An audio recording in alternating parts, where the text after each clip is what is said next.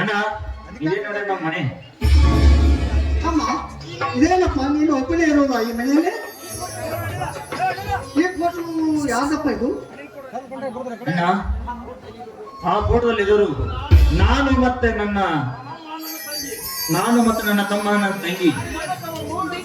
ನನ್ನ ತಮ್ಮ 5 ವರ್ಷದ ಬರೀ ಈ ಕಮಲಾದೇವಿ ಜಾತ್ರೆಯಲ್ಲಿ ಕಳೆದ ವಾರ ಅದೆಷ್ಟು ಹುಡುಕಿದ್ರು ಸಿಗ್ಲಿಲ್ಲ.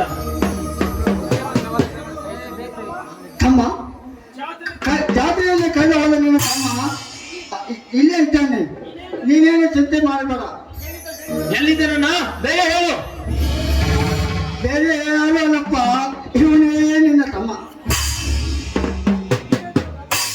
ಏನಾಯ್ತಣ್ಣ, ಏನ್ ಹೇಳ್ತೀರಿ ಅಣ್ಣ? ಹೌದಪ್ಪ ಹೌದು, ಕಮಲಾ ಜಾತ್ರೆಗೆ ಅಂತ ಹೋಗಿದ್ವಿ. ಅಲ್ಲಿ ನೀನು ಒಬ್ಬನೇ ಕುಂತ ಆಗ್ತಾ ಇದ್ದೆ. ಎಲ್ಲ ಮಾಹಿತಿಯಾಗ ಹೇಳಿದ್ರು, ಆದ್ರೆ ಯಾರು ಬಂದು ಕರ್ಕೊಂಡ್ಲಿಲ್ಲ. ಅವಾಗ ನಾ ಬಂದು ಜೋಪಾನ ಬೇಡ್ತೀನಪ್ಪ, ನೀನು ಜೋಪಾನ ಬೇಡ್ತೀನಿ. ಅಣ್ಣ ಅಣ್ಣ ನನಗೆ ಮೊದಲೇ ಗೊತ್ತಿತ್ತು ನನ್ನ ತಮ್ಮನನ್ನು ಸಾಕಿಸಲು ನಿಮಗೆ ಎಷ್ಟು ಕೃತಜ್ಞತೆ ಇದ್ರೂ ಸಾಲದು. ಅಣ್ಣ ನಿಮ್ಮ ಈ ಅಣ್ಣ ತಮ್ಮಂದಿರ ಬಾಂಧವ್ಯಗಳನ್ನು ನೋಡ್ತಾ ಇದ್ದೆ. ನೀವು ಚಿರಕಾಲ ಹೀಗೆ ನಗ್ನಗ್ತಾ ಸಂತೋಷದಿಂದ ಇರಬೇಕನ್ನೋದೇ ನನ್ನ ಆಸೆ.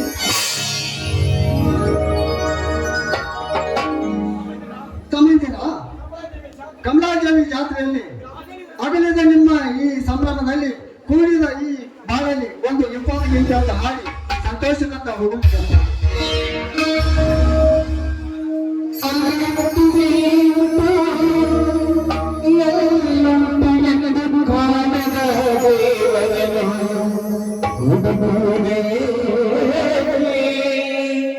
ಹರಿಯುವ ನೀರಲ್ಲಿ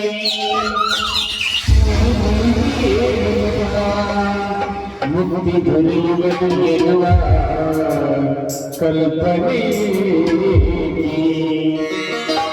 ಮನಿ ಮಂತ್ರಾಲಯ ಮನಸ್ಸೇ ದೇವಾಲಯ, ಮನಿ ಮಂತ್ರಾಲಯ ಮನಸ್ಸೇ ದೇವಾಲಯ.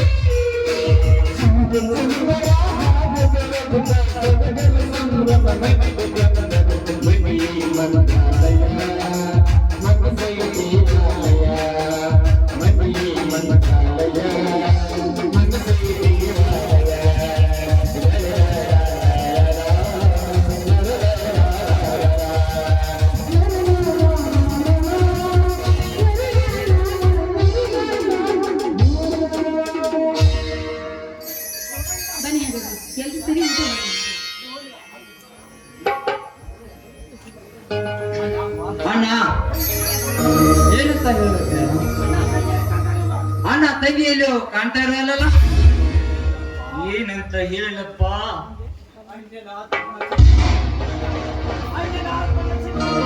ಅನನ್ಯ, ಅನನ್ಯ, ನನ್ನ ಚಿಕ್ಕಣ್ಣ ಎಲ್ಲಿದ್ದಾನ ಅಂತ ಕೇಳ್ತಿದ್ದಲ್ಲ, ಯಾವಾಗ ಬರ್ತಾನಂತ ಕೇಳ್ತಿದ್ದಲ್ಲ. ಬಾರಮ್ಮ, ಈ ನಿನ್ನ ಚಿಕ್ಕಣ್ಣ ಬಂದಿದ್ದಾನೆ ಬಾ. ಅಣ್ಣ ಅಂದ್ರೆ ನಿನ್ನ ಮಾತಿನ ಅಂತ ನನಗೆ ಏನು. ತಂಗಿಗೆ ಏನಾಗಿದೆ ಅಣ್ಣ? ತಂಗಿಗೆ ಏನಾಗಿದೆ? ಏನಂತ ಹೇಳಲಿ ಮಗದಿರಾ?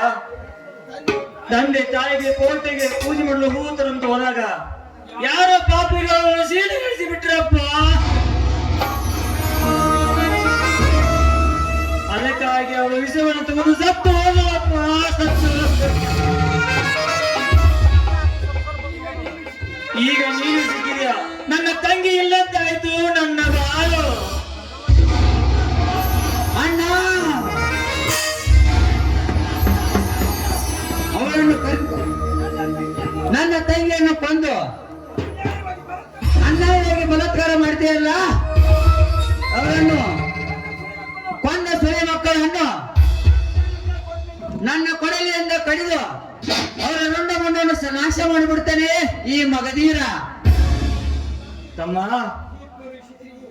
ತಮ್ಮ ಇಬ್ಬರು ಸೇರಿ ನನ್ನ ಮನೆಗೆ ಬೆಂಕಿ ಹಚ್ಚಿದ. ನೀನವಾಗಿ ಅತ್ತೆಯನ್ನು ಬಲಾತ್ಕಾರ ಮಾಡಿದ. ಅಣ್ಣನ ಮನೆಗೆ ಬೆಂಕಿ ಹಚ್ಚಿ ಬೀದ ಪಾಲ ಮಾಡಿದ ನರಸಿಂಹನಗೌಡ ಮನೆಗೆ ನಾವು ಇಬ್ಬರು ಸೇರಿ ನುಗ್ಗೋಣ. ಆಮೇಲೆ ನನ್ನ ತಂಗಿ ಸಾವಿಗೆ ಕಾರಣವಾದನ್ನ ಕಂಡಲೇ ಕತ್ತರಿಸೋಣ. ಆಯ್ತಣ್ಣ.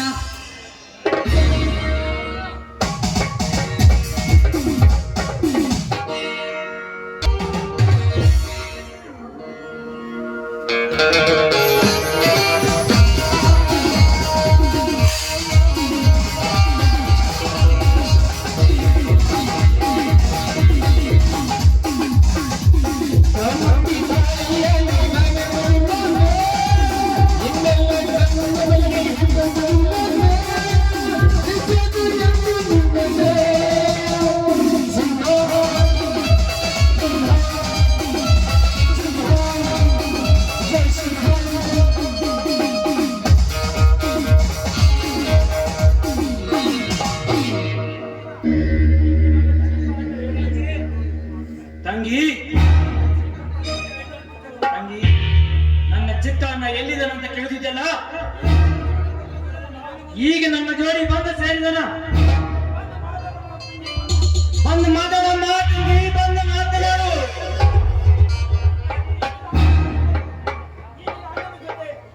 ಈ ನಿನ್ನ ಅಣ್ಣನ ಜೊತೆ ತಂಗಿ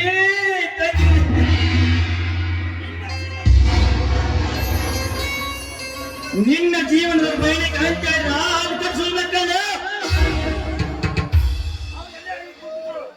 ಆ ಸೊಳೆ ಮಕ್ಕಳು ಎಲ್ಲ ಅಡಿಗೆ ಕೂತಿದ್ರು.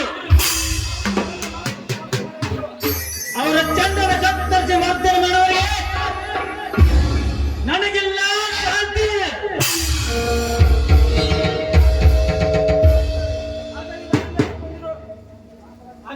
ಆಗಲಿದ್ದ ಅಣ್ಣ ತಮ್ಮಂದ್ರು ಒಂದಾಗಿದ್ದಾರೆ. ಇಬ್ಬರ ಜೋಡಿ ಹಾಕಿ ಜಯಬೇಡಿ ಬಾರಿಸಿದ್ರೆ ನಮ್ಮ ಹೆಸರು ಜಲಭದ್ರರ ಮಕ್ಕಳನ್ನ ನನ್ನ ತಮ್ಮನ ಸಾಧಿಸಲು ಆಸಕ್ತವಂತನು ಕೂಡ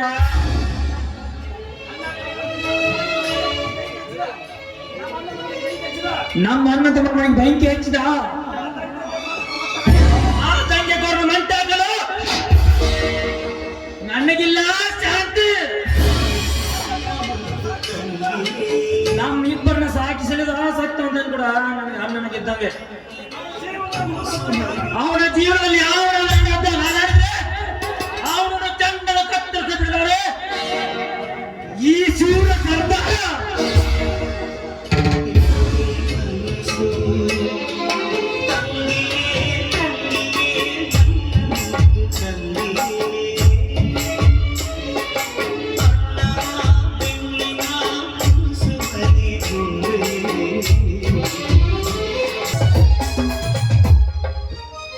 ಸಮತೆ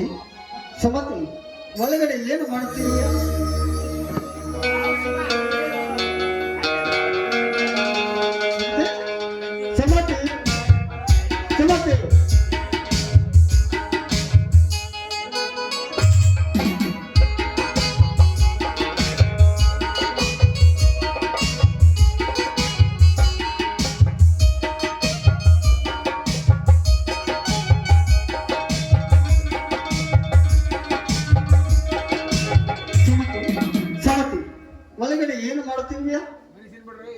ಬಂದಿ ಸ್ವಾಮಿ. ಯಾಕೆ ಸ್ವಾಮಿ? ಏನಾಯ್ತು? ಇಷ್ಟೊಂದು ಅರ್ಜೆಂಟ್ ಆಗಿ ಕೂಗ್ತಾ ಇದ್ದೀರಾ? ಸುಮತಿ, ನನ್ನ ತಮ್ಮ ಮಗನೇನ ಇಷ್ಟು ದಿನ ನನಗೆ ಏನಾದ್ರೂ ಹೊಳೆ ವಾದಿಸಿದಾನೆ? ಯಾಕೆ ಸ್ವಾಮಿ ಹೇಗೆ ಕೇಳ್ತಾ ಇದ್ದೀರಾ? ಯಾಕೆ ಇವತ್ತೇನಾದ್ರೂ ನಿಮಗೆ ಎದುರು ಬಂದಿದ್ದೀರಿ? ಇಲ್ಲ ಸುಮತಿ, ನನ್ನ ತಮ್ಮ ಮಗನೇನ ಅವನು ಕೊನೆಗೂ ಅವನ ಅಣ್ಣನನ್ನು ಸೇರಿದ್ನಲ್ಲ, ಅಷ್ಟೇ ಸಾಕು, ನನಗೆ ಸಂತೋಷವಾಯಿತು. ಸ್ವಾಮಿ, ಈ ಅರಮನೆಯಂತಿರುವ ದೊಡ್ಡ ಮನೆಯಲ್ಲಿ ಅವರಿಬ್ರು ಸಂತೋಷವಾಗಿ ಇರ್ತಾರೆ, 100 ಕಾಲ ಸುಖವಾಗಿರ್ತಾರೆ. ಅದರಲ್ಲೂ ನಾವಿಬ್ರು ಸೇರಿ ಮೊದಲು ಅವರಿಬ್ಬರಿಗೆ ಮದುವೆ ಮಾಡಬೇಕು. ಮದುವೆ ಮಾಡಿದ್ರೆ ನಮ್ಮ ತಲೆ ಮೇಲಿನ ಭಾರ ಸ್ವಲ್ಪ ಕಡಿಮೆ ಆಗ್ಬಹುದಲ್ವೇ? ಹೌದು ಸುಮತಿ, ಈ 3 ವರ್ಷದೊಳಗೆ ಅವ್ರಿಬ್ಬರಿಗೂ ಮದುವೆ ಮಾಡಿದರೆ ಆಯ್ತು, ಅವರು ಬಹಳ ಚೆನ್ನಾಗಿರ್ತಾರ. ನೀವು ಹೇಳುವ ಮಾತು 100ಕ್ಕೆ 100 ಸತ್ಯ. ಬನ್ನಿ, ಹೊತ್ತಾಯ್ತು, ಊಟ ಮಾಡೋಣ. ಆಯ್ತು ಸುಮತಿ. ನಡಿ.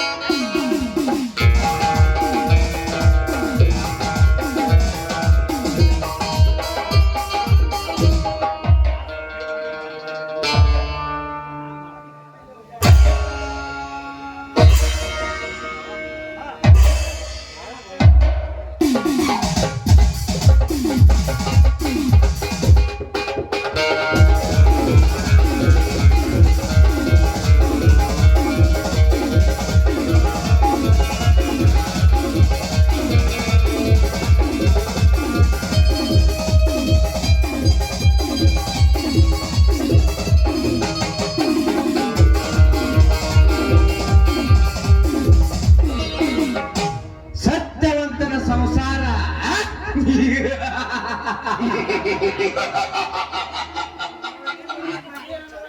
ಈ ರಣರಂಗದಲ್ಲಿ ಸತ್ಯವಂತನ ಸಂಸಾರ ಬೀದಿ ಪಾಲಾಗಿ ಹೋಯಿತು.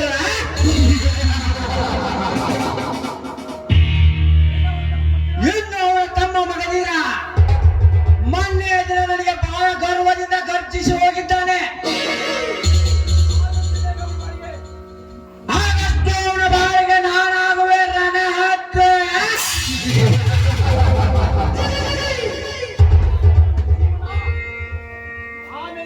ಆಮೇಲೆ ಅವರ ಜೀವನ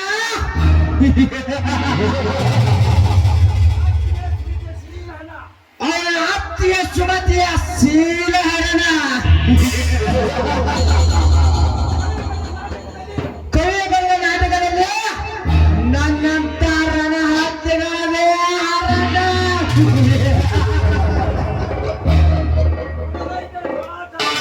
ಬಡ ರೈತರ ಗೋಳಾಟ. ಲೇ ಶೆಟ್ಟಿ, ಲೇ ತಿರುವಾಗಿ ನನ್ನ ಮಗನೇ ಶೆಟ್ಟಿ,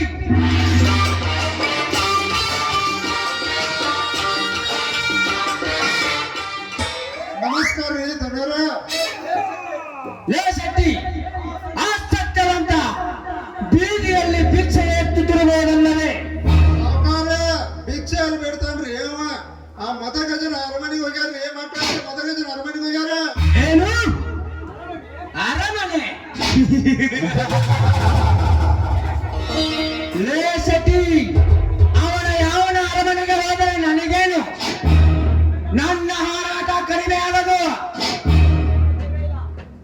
ನನ್ನ ಹಾರಾಟ ಕಡಿಮೆ ಆಗಲು ಸಾಧ್ಯವೇ ಇಲ್ಲ. ಪಾಪರ, ನಿಮಗ ಇನ್ನೊಂದು ವಿಷಯ ಹೇಳ್ಬೇಕ್ರಿ. ಆ ಮತಗಜನ ಸ್ವಂತ ತಮ್ಮ ಮಗದಿರರಿ, ದಿನರ ಮಗದಿರರಿ. ಹಾಗಾದರೆ ಸತ್ಯವಂತ ಇನ್ನು ಮುಂದೆ ಒಂಟಿ. ನಾಳಿನ ದಿನವೇ ಅವನ ಹೆಂಡತಿಯ ಸುಮತಿಯ ಶೀಲ ಸವೆದ ಬರಲು ಅವಸರದಿಂದ ಹೊಂಟದೆ ಈ ರಣಹದ್ದ.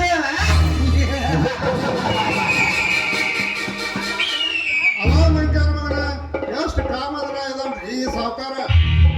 ಸಾವುಕಾರ ನೀವೇನ ತಡ ಮಾಡಬೇಡ್ರಿ, ಆದಷ್ಟು ಲಘು ಈ ಕೆಲಸ ಮಾಡಿ ಮುಗಿಸ್ಬಿಡ್ರಿ.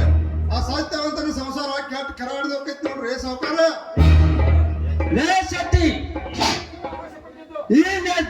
ನೀ ನರಸಿಂಹಗೌಡ ಆಸೆ ಪಟ್ಟದ್ದು ಕನಸು ಮನಸ್ಸಿನಲ್ಲಿ ಬಿಟ್ಟಿಲ್ಲ, ಮುಂದೆ ಬಿಡುವ ಮಾತು ಇಲ್ಲ ಅಂತದ್ರಲ್ಲಿ ಯಾವನಾದರೂ ಸರಿ, ಯಾವ ಹೆಣ್ಣಾದರೂ ಸರಿ ಅವರ ಪಾಲನ್ನು ಬೀಜ ಪಾಲು ಮಾಡುವುದೇ ನನ್ನ ಬಲವಾದ ನಿರ್ಧಾರ.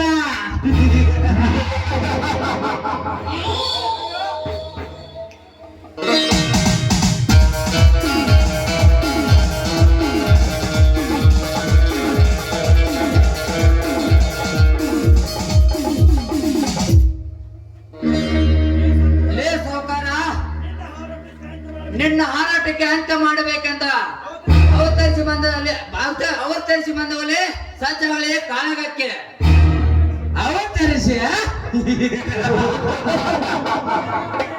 ಲೇ ಬೆಚ್ಚಾನನ ಮಗನೇ, ಯಾರು ನೀನು? ನಾವು ಈ ಊರಿನ ಆಗರ್ಭ ಶ್ರೀಮಂತ, ನನಗೆ ಅವತರಿಸಿ ಬರುತ್ತೇನೆಂದರೆ ನನ್ನ ಜೊತೆ ಕಾಳಗಕ್ಕೆ ಸಿದ್ಧರಾದರೆ ನನ್ನ 7 ಬಾರಿನ ಬಂಧುಗಳಿಂದ ಕೊಂದು ಬರ್ತೇನೆ ಮಕ್ಕಳೇ. ಸುಟ್ಟು ಬಿಸಾಕಿ ಬಿಡುವೆ. ಲೇ ನರಸಿಂಹಗೌಡ, ಈ ನಿನ್ನ ಪುಟಭಾಷಿ ಬಂದೂಕಿಗೆ ಸುಟ್ಟು ಬಡ ರೈತರ ಮನೆಗೆ ಬೆಂಕಿ ಹಚ್ಚಿ ನಿಮ್ಮ ತರನ ಹತ್ತವನ್ನು ಬೇಟೆಯಾಡ ಬಂದ ವೀರ ಬೇಟೆಗಾರರು. ಲೇ ಮುಚ್ಚಲೇ ನಿನ್ನ ಬಾಯಿ, ವೀರ ಬೇಟೆಗಾರರು.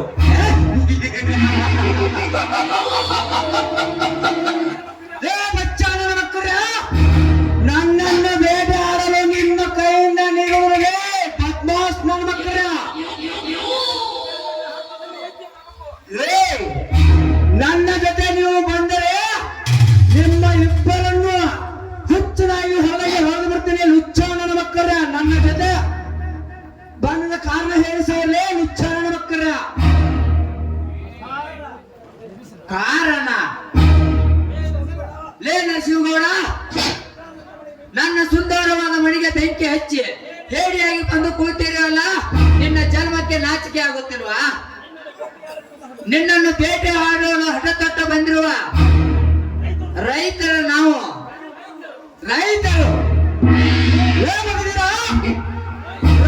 ರೈತರು ಎಂದು ಸುಳ್ಳು ಅಪವಾದ ಈ ಸಾಹುಕಾರನ ಮೇಲೆ ಹಾಕಿದರೆ ಹೆಸರಿಲ್ಲದಾಗಿ ಅಳಿಸಿ ಬಿಡುತ್ತೇನೆ ನಿಮ್ಮಿಬ್ಬರ ಸಂಸಾರವನ್ನು. ಸಂಸಾರ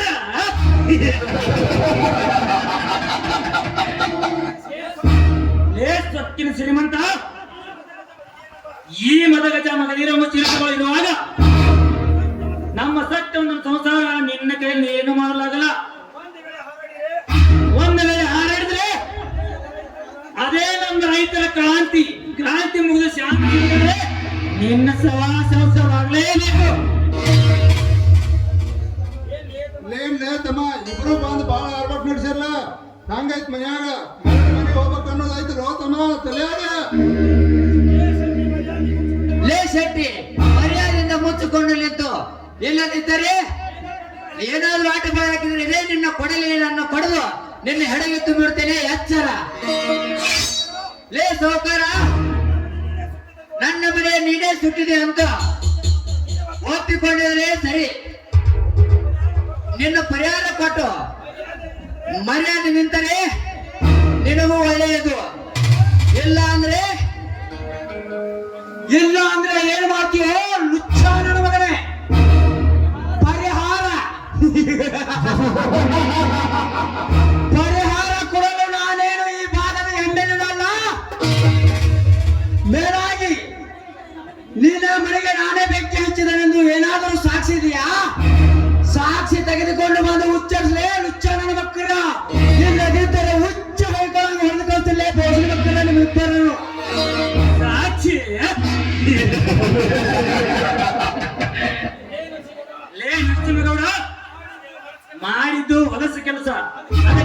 ಬೇಕಲೇ ನಾಲ ನನ್ನ ಮಗನೇ. ಸಾಕ್ಷಿ ಬೇಕು ಮರಿ, ಸಾಕ್ಷಿ ಬೇಕು. ಸಾಕ್ಷಿ ಇದ್ದಾಗಲೇ ತಾನೇ ನಿಮ್ಮ ಕೆಲಸ ಆಗೋದು. ಅನಕಾತಕ ಇಲ್ಲಿಂದ ಜಾಗ ಖಾಲಿ ಮಾಡಲೇ ಮಕ್ಕಳು. ಸಾಕ್ಷಿ ತೆಗೆದುಕೊಂಡು ಬಂದು ಉಚ್ಚರಿಸ್ರಿ. ಲೇ ನರಸಿಂಹ, ನಿನ್ನ 10 ಕೊಟ್ಟ ಕೋಪ ನನಗೆ ಬರ್ತಾ ಇದೆ. ಒಂದೇ ಒಂದು ಮಾತು ಹೇಳ್ತೇನೋ, ಕಿವಿ ಕೊಟ್ಟು ಕೇಳು. ನನ್ನ ಪ್ರೀತಿಯ ತಂಗಿಯನ್ನು ಕಳೆದುಕೊಂಡು ನನ್ನ ಸಂಕಟದಲ್ಲಿ ಇದ್ದೇನೆ. ನೀನು ಬದುಕಿದೀಯಾ? ಬದುಕಿದೆಯಾ?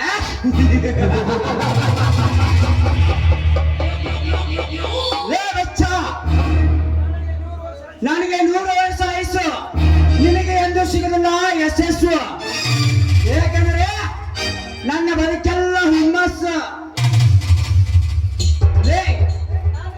ನಾನೊಂದು ತರ ಲೇಟೆಸ್ಟ್ ಇಲ್ಲಿಂದ ಹೊರಟೋಗ್ಲೆ ಅದಕ್ಕ ವರ್ಷ ಮಕ್ಕಳ್ರ.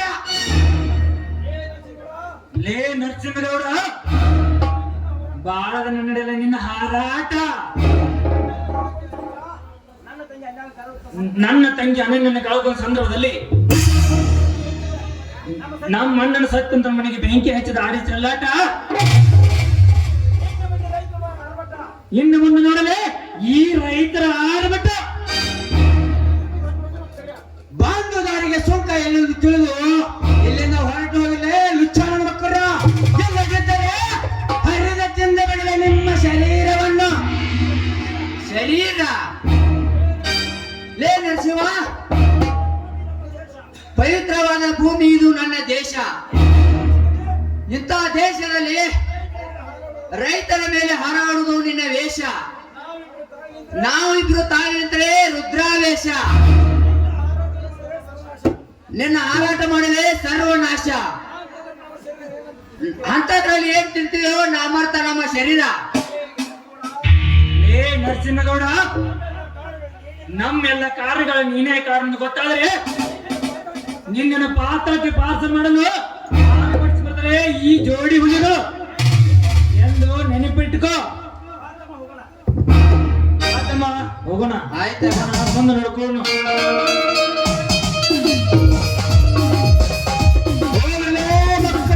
ಹೋಗ್ರಿ. ಆರ್ಭಾಟಿ ಬರ್ತಾರ ಮಕ್ಕಳು ಅರಬಾಟಿಸಿ. ನಿಮ್ಮ ಅರಬಾಟಿಸಿಗೆ ಬಲಿ ಆಗುವ ಕುರಿ ಅಲ್ಲ ಇದು. ಈ ಊರಿನ ಆಗರ್ಭ ಶ್ರೀಮಂತ ನರಸಿಂಹಗೌಡ ನಾನು ಮತ್ತು ಮಯೂರ್ ಮನೆ ನಿಮ್ಮ ತಂಗಿ ಅನನ್ಯ ಶೀಲಹರಣ ಮಾಡಿದ್ದು ಶೂರ ಸರ್ದಾರರು. ಮತ್ತು ನಿಮ್ಮ ಮನೆಗೆ ನಾವೇ ಬೆಂಕಿ ಹಚ್ಚಿದ್ದು ವೀರ ಹಮ್ಮೀರರು.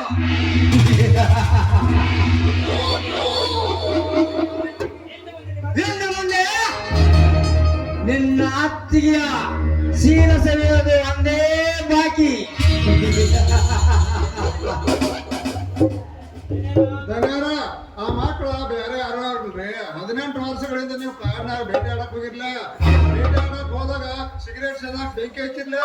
ಆ ಬೆಂಕಿಯಾಗ ಗುಡ್ಸಲ್ ಬೆಂಕಿ ಬಿದ್ದ ಬೆಂಕಿಯಾಗ ಸತ್ತಂತ ದೊರೆ ಮಾಡ್ಕೊಂಡ್ರಿ ಯಾರು? ಏ ಶೆಟ್ಟಿ, ಅವರು ಯಾವ ಧರ್ಮದ ದೊರೆಯ ಮಕ್ಕಳಾದರೆ ನನಗೇನು? ನನ್ನ ಹಾರಾಟ ಕಡಿಮೆ ಆಗದು.